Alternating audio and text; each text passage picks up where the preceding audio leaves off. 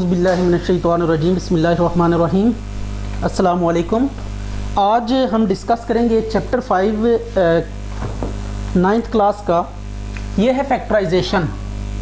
तो first of all हमने ये सीखना है कि फैक्टराइजेशन होती क्या भला है।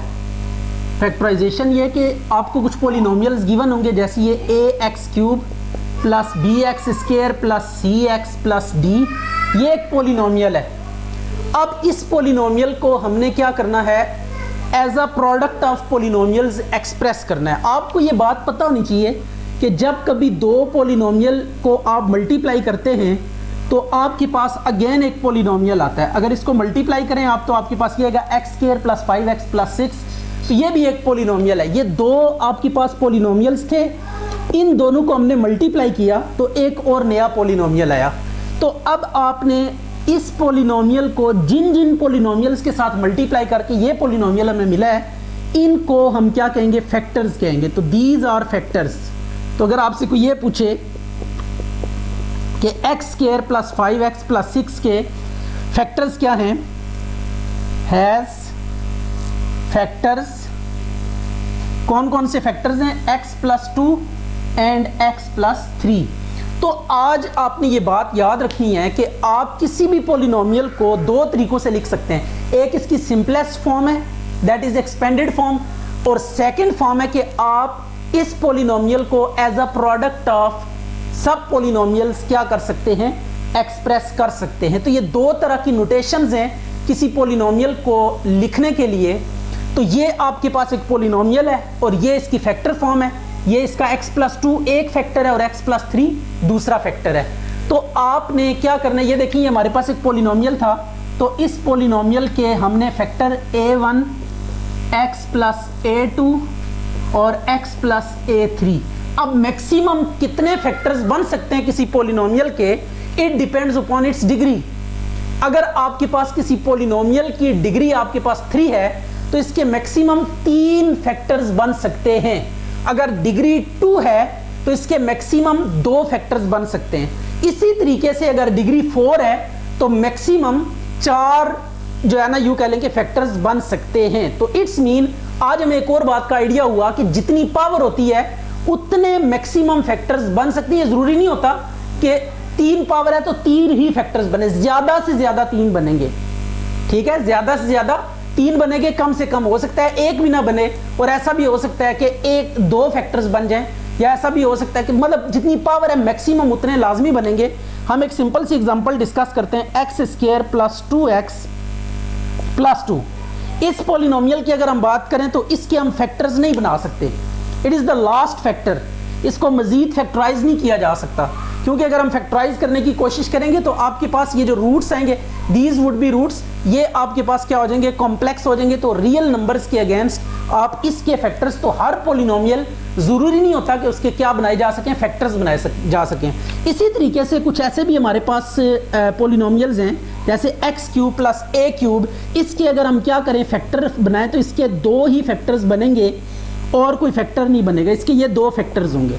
तो आपने ये बात याद रखनी है कि डिग्री, सबसे बड़ी पावर जो होगी पोलिनोमियल में, ज्यादा से ज्यादा उतने फैक्टर्स होंगे और कम से कम 1 भी फैक्टर हो सकता है, या 2 होंगे या 3 होंगे, डिपेंड्स अपॉन डिग्री। अगर डिग्री यहाँ पे n है तो इसका मतलब n फैक्टर ज्यादा से ज्यादा हो सकते हैं और कम से कम 1 फैक्टर। तो ये आपने बात ज़हन में रखनी है कि किसी पोलिनोमियल के कितने फैक्टर्स बन सकते हैं। तो आज हम इस एक्सरसाइज में डिस्कस करेंगे। तो सबसे पहले हम फैक्टराइजेशन की डेफिनेशन लिख लेते हैं।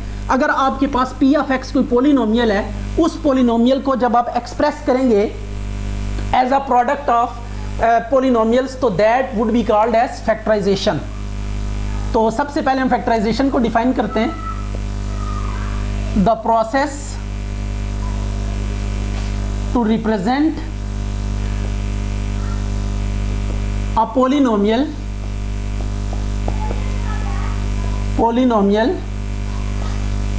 p of x, the process to represent a polynomial p of x in the form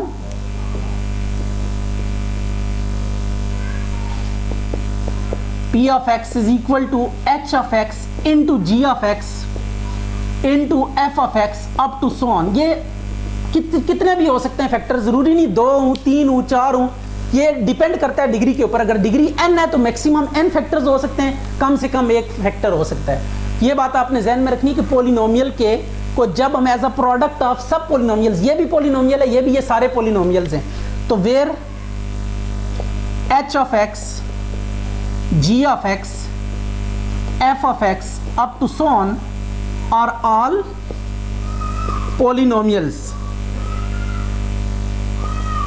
ये पॉलिनोमियल्स हैं। लेकिन इन पॉलिनोमियल्स की जो डिग्री होगी वो गिवन पॉलिनोमियल के मुकाबले में क्या होगी, लेस होगी।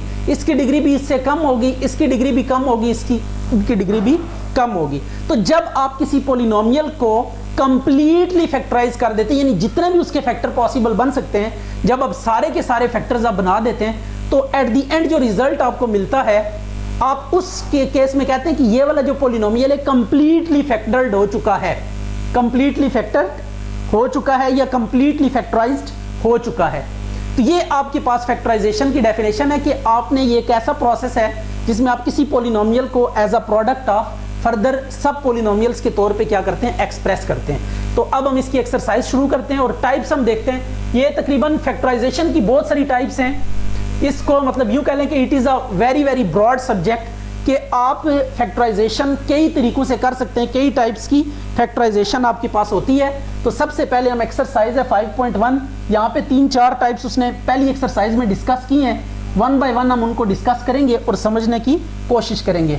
तो पहला पार्ट है आपके पास इसका 2abc minus 4ab into x plus 2ab into D. आपने एक बात ज़हन में रखनी है कि जब कभी भी ये आपके पास एक पॉलिनोमियल गिवन है, क्योंकि इसमें एक्स आ रहा है, ये एक पॉलिनोमियल है, इसको हमने कंप्लीटली क्या करना है, फैक्टराइज करना है। तो अब फैक्टराइज करने के लिए जो सबसे पहली चीज़ आपने ज़हन में रखनी है वो ये देखना है कि ऐसी कौन सी चीज़ है जो इस पूरी एक्सप्रेशन में से कॉमन आ रही है। तो अगर आप देखें 2 यहाँ पे भी है, ये 2 2 ज़ा 4, इस 4 को जब आप ब्रेक करके लिखेंगे तो ये होगा 2 इंटू 2, तो इट्स मीन 2 इसमें भी आ रहा है, 2 इसमें भी आ रहा है और 2 इसमें भी आ रहा है, तीनों में 2 आ रहा है। तो एक तो 2 सब में कॉमन आ रहा है। आपने पहली चीज़ जो देखनी होती है वो ये देखनी होती है कि सब में क्या चीज़ कॉमन है। इसी तरह एक तो 2 सब में कॉमन आ रहा है, सेकंड ए इसमें भी है, इसमें भी है, इसमें भी है, ए भी कॉमन है सब में, और बी इसमें भी है, इसमें भी है और इसमें भी है, बी भी सब में है। तो इट्स मीन जो कॉमन चीज़ आ रही है सब में जो कॉमन है दैट इज 2ab। यहाँ से भी 2ab कॉमन लेंगे, यहाँ से भी 2ab कॉमन लेंगे। तो जो सब में कॉमन है उसको आप क्या कर लें, बाहर कॉमन ले लें। जब कॉमन लेंगे तो ये 2ab कॉमन, जो कॉमन ले लिया आपने उसको दोबारा अंदर नहीं लिखना, तो ये c बचेगा। अब 2 देखें यहाँ पे 2 आ रहे हैं, 2 2 ज़ा 4 होता है, एक 2 कॉमन जाएगा, एक 2 जो बचेगा उसको हम अंदर एज इट इज लिखेंगे। a b कॉमन चला गया, नहीं लिखेंगे। अब x को कॉमन नहीं लिया तो ये यहाँ पे हम इसी तरह लिख देंगे। इसी तरीके से 2ab, 2 भी कॉमन चला गया, a b b भी, तो जस्ट d बचेगा, तो d आपने लिख दिया बाहर। तो अब ये आपके पास कंप्लीटली क्या हो गया, फैक्टराइज हो गया। अब यहाँ से मजीद कोई चीज़ कॉमन नहीं आ रही और मजीद इसको फैक्टराइज भी नहीं कर सकते क्योंकि ये लोएस्ट फॉर्म में लिखा हुआ है। इसकी पावर सबसे x की पावर 1, जब x की पावर 1 आ जाए तो वो सबसे लीस्ट केस होता है, उससे मजीद हम फैक्टराइज नहीं कर सकते। तो अल्टीमेट केस क्या होता है फैक्टराइजेशन का कि आपके पास लीनियर फैक्टर्स आ जाए। किसी भी पॉलिनोमियल को आप फैक्टराइज करें, कॉमन वगैरह लेके आप सिंप्लीफाई करके ये फैक्टर फॉर्म लिखें, product as a product form लिखें, तो आपके पास जब जो है ना यूँ कह लें कि लीनियर फॉर्म में पॉलिनोमियल्स आ जाएं तो एट दैट केस हम कह देंगे कि ये कंप्लीटली फैक्टराइज हो गया। तो अब इस पॉलिनोमियल को, ये इस एक्सप्रेशन को हमने फैक्टराइज किया, तो इसके फैक्टर्स कौन कौन से हैं, a फैक्टर है, b फैक्टर है और ये c minus 2x plus d ये फैक्टर है। ये कंप्लीटली क्या हो गया, फैक्टराइज हो गया। तो ये टाइप 1 है। तो जब कभी भी आप फैक्टराइजेशन करेंगे, किसी भी किस्म की फैक्टराइजेशन है, तो आपने पहला रूल ये याद रखना है कि देखें सब में से कौन सी चीज़ कॉमन आ रही है। अगर कोई चीज़ सब में से कॉमन आ रही है तो आप उसको क्या कर लें, कॉमन ले लें। अब सेकंड क्वेश्चन करते हैं, वो भी इसी टाइप का क्वेश्चन है। इसमें पहले देखेंगे कि सब में से क्या चीज़ कॉमन आ रही है, उसको हम कॉमन लेंगे और उसके बाद उसे फर्दर प्रोसीड करेंगे। तो इसमें देखते हैं क्या चीज़ कॉमन है। 9 इसमें आ रहा है लेकिन ये 9 इसमें नहीं आ रहा, इसमें भी 9, इसमें 9 आ रहा है लेकिन इसमें नहीं आ रहा, तो सो हम कोई और फैक्टर ढूंढेंगे। तो आपने क्या करना है, देखें 3 3 ज़ा 9, 3 इसमें भी है, 3 4 ज़ा 12, 3 इसमें भी है और 3 6 ज़ा 18, 3 इसमें भी है। पहली चीज हमें पता लगी 3 3 3, सब में 3 आ रहा है। दूसरी चीज x देखें, x इसमें है लेकिन इसमें नहीं है, y इसमें भी है, इसमें भी है और इसमें भी है।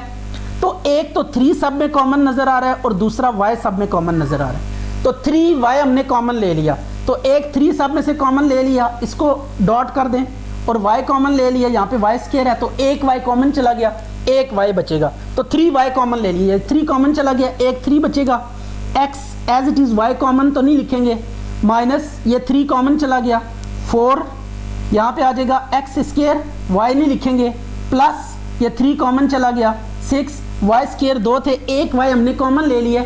तो जब आप कोई चीज़ कॉमन लेंगे उसकी लोएस्ट पावर कॉमन लेनी है, तो जब कॉमन लेंगे जितने y कॉमन लेंगे उतने उस पावर में से रिड्यूस करके लिखेंगे। यहाँ पे y स्क्वायर है, एक y कॉमन चला गया, यानी 2 y है, तो एक y को हमने कॉमन लिया तो पीछे एक y बच जाएगा। तो y स्क्वायर में से एक y को हमने लो करना है, कम करके आपने लिखना है। तो ये अब आपके पास कंप्लीटली क्या हो गया, फैक्टराइज हो गया। इसको मजीद आप जो है ना यूँ कह लें कि ऐसा कोई नंबर नहीं है जो इन सब में से क्या आ रहा हो, कॉमन आ रहा हो। तो इस केस में हम इसको क्या कर देंगे, स्टॉप कर देंगे प्रोसेस को। जब हम देखेंगे कि सब में से कोई चीज़ कॉमन नहीं आ रही तो वहाँ पे हमारा प्रोसेस क्या हो जाएगा, स्टॉप हो जाएगा। अब इसी तरह 1-2 क्वेश्चन और देखते हैं सब में से जिनमें कॉमन आएगा, फिर हम उसके बाद देखेंगे कि पेयरिंग करके किस तरीके से आप क्या कर सकते हैं, फैक्टराइज कर सकते हैं। कि आपने पेयरिंग करनी है कॉमन लेने के लिए, उसके बाद आप कॉमन लेंगे और एट दी एंड आपके पास क्या आएगा, रिजल्ट आएगा। इसी तरीके से हम कोई पार्ट 3 इसका चेक कर लेते हैं। ये कैसे होगा, ये है आपके पास 3x स्क्वायर y माइनस के साथ minus 3x plus 9xy square. अब इसमें अगर आप नोट करें तो आपके पास 3 सब में आ रहा है, 3 3 और 3 3 जा 9, और दूसरा x स्क्वायर x। तो x की लोएस्ट पावर आपने कॉमन लेनी है, तो आप क्या कॉमन ले, माइनस 3x हमने कॉमन ले लिया। जब -3 माइनस कॉमन लेंगे तो अंदर साइन भी चेंज करने पड़ेंगे। अब 3 कॉमन चला गया, नहीं लिखेंगे, x स्क्वायर यहाँ पे 2 है, एक x कॉमन आ गया तो एक x अंदर बचेगा, y आपने एज इट इज लिख दिया -3x। ये देखिए -3x पूरा कॉमन चला गया, 3 भी कॉमन चला गया, x भी, कुछ भी नहीं बच रहा है यहाँ पे। जब कुछ भी नहीं बचेगा तो 1 लिखेंगे। अब देखिए बाहर माइनस कॉमन लिया है तो ये जो माइनस है इसको प्लस करके लिखेंगे। अगर नेगेटिव साइन बाहर कॉमन लिया है तो अंदर फिर जो भी साइन आ रहा होगा उसको चेंज कर देंगे, जो भी साइन आ रहा होगा उसको चेंज कर देंगे। इसी तरह ये प्लस है तो माइनस हो जाएगा, एक 3 कॉमन चला गया, एक 3 बचेगा, x भी एक कॉमन चला गया तो x नहीं लिखेंगे, जस्ट y स्क्वायर लिख देंगे। तो अब आप अगर गौर करें तो ये भी कंप्लीटली क्या हो गया, फैक्टराइज हो गया। फर्दर इसको आप फैक्टराइज नहीं कर सकते एज रिक्वायर्ड। ये आगे एंड पे जाके मैं आपको बताऊंगा अभी कि कब आपको पता लगेगा कि अब ये मजीद इसकी फैक्टराइजेशन नहीं हो सकती। ये भी हमारे पास एक क्विक रूल होता है कि जिससे हम जज कर लेते हैं कि ये मजीद फैक्टराइज हो सकता है या नहीं हो सकता। तो इस बात को भी हम सीखेंगे, लेकिन अभी हम फैक्टराइजेशन को थोड़ा प्रोसीड कर लेते हैं। एट दी एंड हम सीखेंगे कि कब हमें पता लगेगा कि इसको मजीद फैक्टराइज नहीं किया जा सकता। अब एक और क्वेश्चन है, पार्ट 6 है इसका, इसको भी देख लेते हैं। 2xy cube x square plus 5 plus 8x square y sorry xy square और x स्क्वायर प्लस 5। अब देखें x स्क्वायर प्लस 5 यहाँ पे भी मल्टीप्लाई हो रहा है और यहाँ पे भी। एक तो हमें ये कॉमन, जो चीज़ें मल्टी प्रोडक्ट फॉर्म में सेम मल्टीप्लाई हो रही होती हैं उनको हम कॉमन लेते हैं। ये 2 है और ये होता है 2 4 जा 8, 2 इसमें भी आ रहा है, इधर भी आ रहा है। फिर x कॉमन लेंगे, x यहाँ पे भी है, x यहाँ पे भी है, तो ये x कॉमन ले लिया इन दोनों में से, ये आ जाएगा 2x और देखें y क्यूब और ये y स्क्वायर। तो जब आप दो नंबर देखें कि दोनों अगर कॉमन आ रहे हैं तो जो लीस्ट पावर होती है वो आपने कॉमन लेनी है। तो स्क्वायर छोटा होता है, क्यूब बड़ा होता है, तो हम y स्क्वायर कॉमन लेंगे। और इसी तरीके से ये x स्क्वायर प्लस 5 ये भी कॉमन आ रहा है। तो अब ये कॉमन लेने के बाद अब देखते हैं कि अंदर क्या आएगा हमारे पास। 2 कॉमन चला गया, नहीं लिखेंगे, x भी कॉमन चला गया, नहीं लिखेंगे, y क्यूब में से y स्क्वायर कॉमन आ गया तो एक y अंदर बचेगा, तो वो y हम प्लेस कर देंगे एज इट इज। और इसी तरह यहाँ से 2 कॉमन गया, नहीं लिखेंगे तो 4 लिखेंगे, x कॉमन आ गया बाहर, इसी तरह y स्क्वायर भी कॉमन आ गई, ये नहीं लिखेंगे।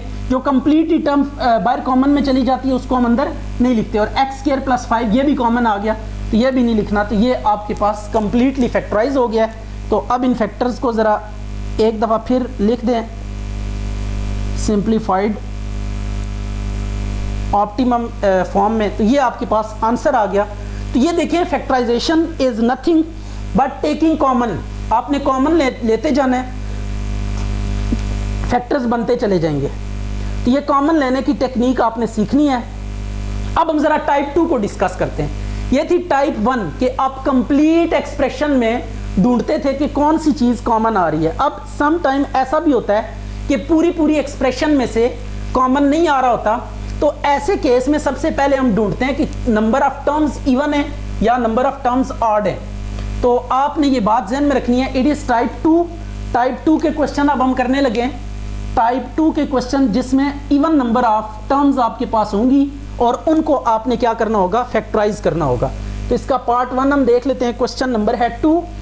ये आपके पास है 5ax minus 3ay minus 5bx plus 3by। तो ये आप देखें कि आपके पास क्वेश्चन है, इसमें 1 2 3 4 टर्म्स हैं। अब ये 4 टर्म्स जो है ये कुछ इस तरह से हैं कि अब इनमें से 5 देखें, इसमें है, इसमें नहीं है, 5 नहीं कॉमन आ रहा सब में से। a इसमें है, इसमें भी है, इन दो में नहीं है। तो अब a भी सब में कॉमन नहीं आ रहा। इसी तरह x अगर देखें तो वो भी सब में कॉमन नहीं है, y देखें सब में कॉमन नहीं है। जब ऐसा कुछ हो जाए, टर्म्स की तादाद इवन हो, 1 2 3 4 टर्म्स हैं, इवन नंबर ऑफ टर्म्स हैं, तो यहां पे हम क्या करेंगे, फिर हम दो की पेयरिंग करेंगे। सबसे पहले समटाइम आपको रीअरेंज भी करना पड़ेगा और समटाइम ये अरेंज फॉर्म में होगा। इन दोनों में देखें क्या चीज आपको कॉमन नजर आ रही है। पहले 2 में a कॉमन नजर आ रहा है और सेकंड 2 में अगर आप गौर करें तो आपको b कॉमन नजर आ रहा है। तो आपने पहले 2 में देखा क्या चीज कॉमन आ रही है, अगले 2 में देखा क्या चीज कॉमन आ रही है। तो आप पहले 2 में से आप a कॉमन लेके देखें, 5x माइनस 3y, और नेक्स्ट 2 में से b कॉमन ले लें।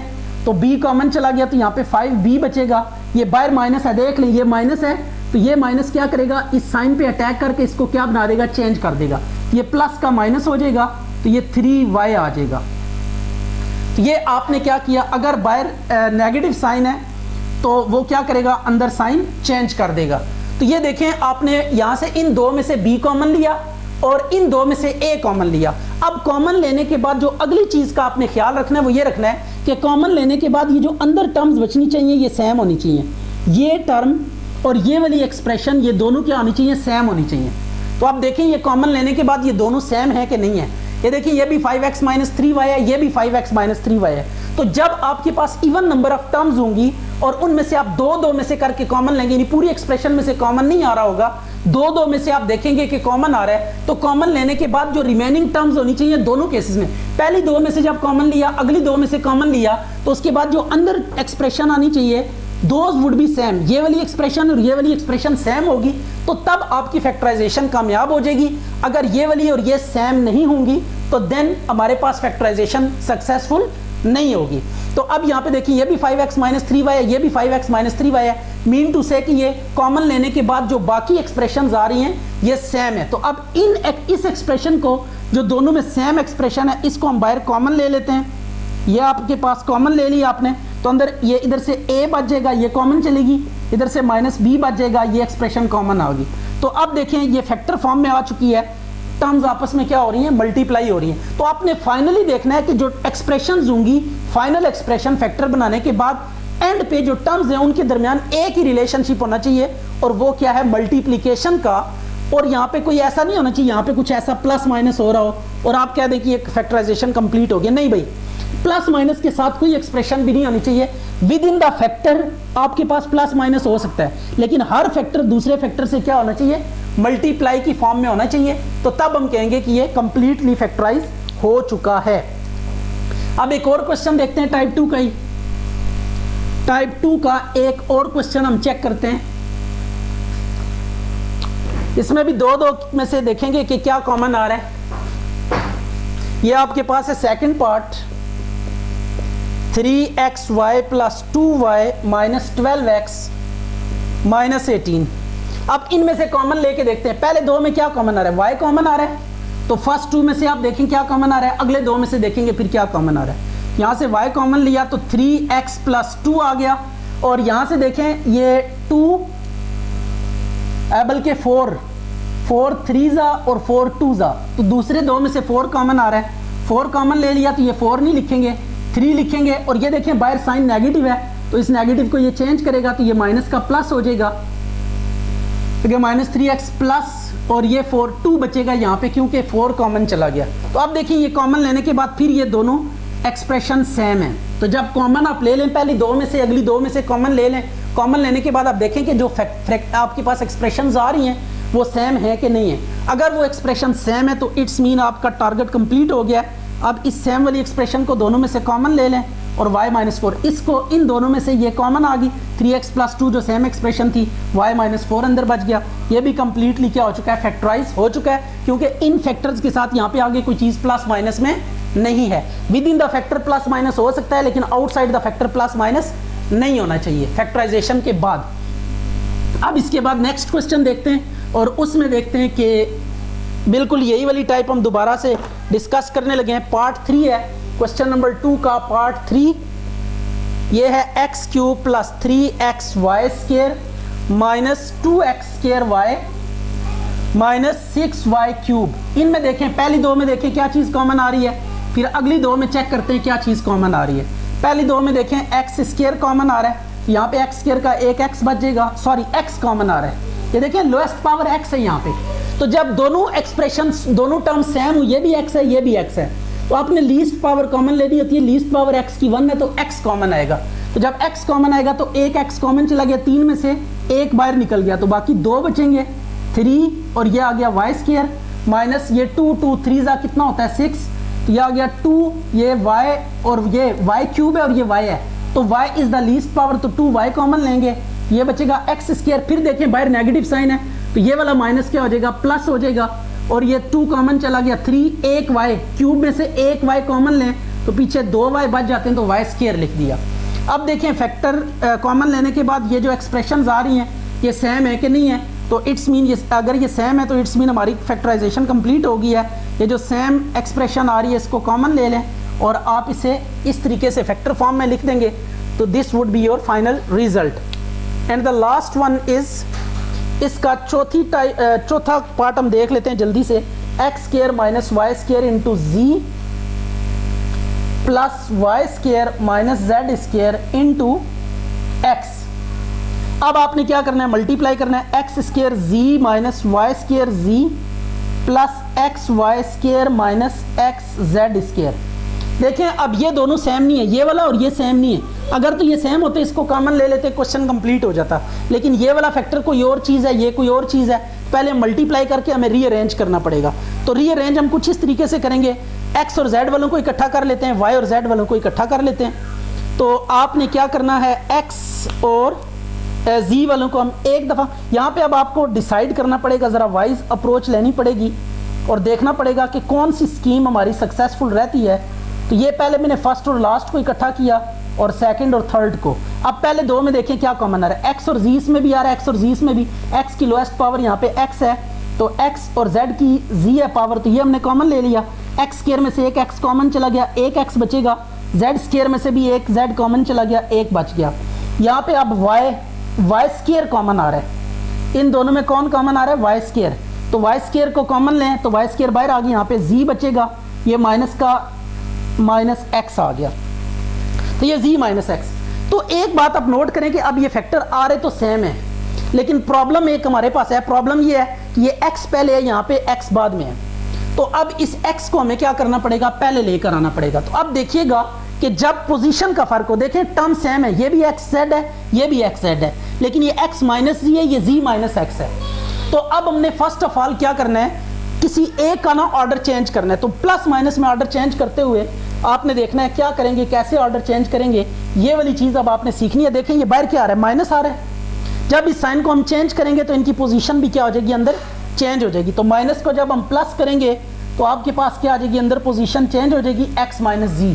तो ये बात आप ज़हन में रखिएगा, पोजीशन चेंज करने का तरीक़ेकार कौन सा है कि जब कभी आपके पास लिखा हुआ है a - b, आप इसको b - a अगर करना चाहते हैं तो बाहर इसके साइन चेंज कर दें, ठीक है। ये माइनस मल्टीप्लाई करके इनकी जगह चेंज की जा सकती है। अगर ये इस तरह लिखा हुआ है माइनस इंटू a - b और आप जगह चेंज करना चाहते हैं, इस माइनस को क्या कर दें, प्लस करके अंदर जगह चेंज कर दें, तो बाहर आप साइन चेंज करके आगे पोजीशन को चेंज कर सकते हैं। 2 काम करने पड़ेंगे, साइन भी चेंज करना पड़ेगा बाहर और फिर पोजीशन भी दोनों की चेंज कर देंगे। अब x माइनस जी दोनों में से कॉमन ले लें, सेम आ गया, तो x माइनस जी को कॉमन लिया, यह आ गया एक्स जी प्लस वाई स्क्वायर, और ये अब कंप्लीटली फैक्टराइज हो चुका है, फर्दर कोई चीज़ कॉमन नहीं आ रही। तो ये अब आपने दो टाइप्स हमने डिस्कस किए हैं, कल इंशाल्लाह दो टाइप्स और डिस्कस करेंगे कि किस तरीके से ये फैक्टराइजेशन की जा सकती है। तो ये आपने फैक्टराइजेशन को अंडरस्टैंड करना है, सबसे पहला काम आपने ये देखना होता है कि पूरी एक्सप्रेशन में क्या चीज़ कॉमन आ रही है वो कॉमन लेनी है। अगर पूरी एक्सप्रेशन में कोई चीज़ कॉमन नहीं आ रही तो फिर आप पेयरिंग कर लें। आप देखें टर्म्स की तादाद इवन नंबर ऑफ टर्म्स हैं अगर, तो आप 2-2 की पेयरिंग कर लें। अगर 6 टर्म्स हैं 3-3 की या 2-2 की 3 पेयर्स बना लें, या 3-3 के 2 पेयर्स बना लें, और कॉमन लेके अल्टीमेट आपने ये फॉर्म लेकर आनी होती है। यानी एट द एंड जो एक्सप्रेशन है वो एज अ प्रोडक्ट फॉर्म क्या होनी चाहिए, नज़र आनी चाहिए। अगर इनमें प्रोडक्ट के साथ साथ कुछ प्लस माइनस बाहर अगर नज़र आ रहा हो तो इट्स मीन आपने कंप्लीटली या सही फैक्टराइजेशन नहीं की। तो सही फैक्टराइजेशन के लिए ज़रूरी है कि एट द एंड जो एक्सप्रेशन है, जितनी भी आपके पास एक्सप्रेशंस हैं वो प्रोडक्ट फॉर्म में आनी चाहिए, कोई भी उनके बाहर आउटसाइड टर्म्स प्लस या माइनस में नज़र नहीं आनी चाहिए। विद इन द फैक्टर, ये जो मल्टीप्लाई, ये फैक्टर और ये फैक्टर आपस में मल्टीप्लाई हो रहे हैं, इनके बीच में प्लस माइनस आ सकता है लेकिन इनके बाहर कोई प्लस माइनस नज़र नहीं आना चाहिए, तो हम कहेंगे कि ये फैक्टराइजेशन कंप्लीट हो गई है।